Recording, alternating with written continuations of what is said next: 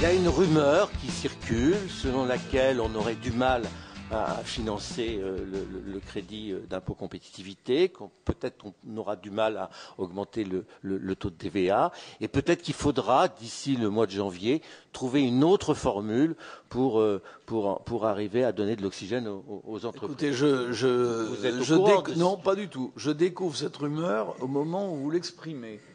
Et si j'ai un conseil à donner au gouvernement, et il en fera ce qu'il voudra, c'est de ne rien toucher. Rien toucher, parce que ce dont les entreprises ont besoin, c'est de stabilité et de visibilité fiscale. Le Premier ministre voulait mettre à plat, c'est son expression, mettre à plat la fiscalité. C'est un travail d'Hercule, parce que si on fait ça à prélèvement stable, ça veut dire qu'il y aura des perdants et des gagnants. Et les gagnants s'expriment rarement, et les perdants s'expriment plus souvent.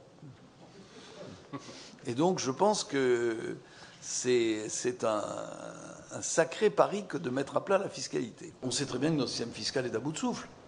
Un impôt sur les revenus qui n'est pas payé par un tiers ou la moitié des gens, une CSG qui est devenue considérable et qui doublonne l'impôt sur le revenu dans des conditions d'équité et sans corrélation entre ces deux fiscalités directes. On a le problème des charges sociales des entreprises. Est-ce que les allocations familiales, c'est de l'assurance qui doit être payée par les entreprises, ou est-ce que c'est de la solidarité qui doit être payée par la fiscalité? Toutes ces questions sont des questions extrêmement lourdes et qu'il faut qu'on aborde, mais ce sont des questions lourdes, hein. Derrière, il y a des enjeux absolument considérables, et se lancer dans ce chantier, c'est courageux.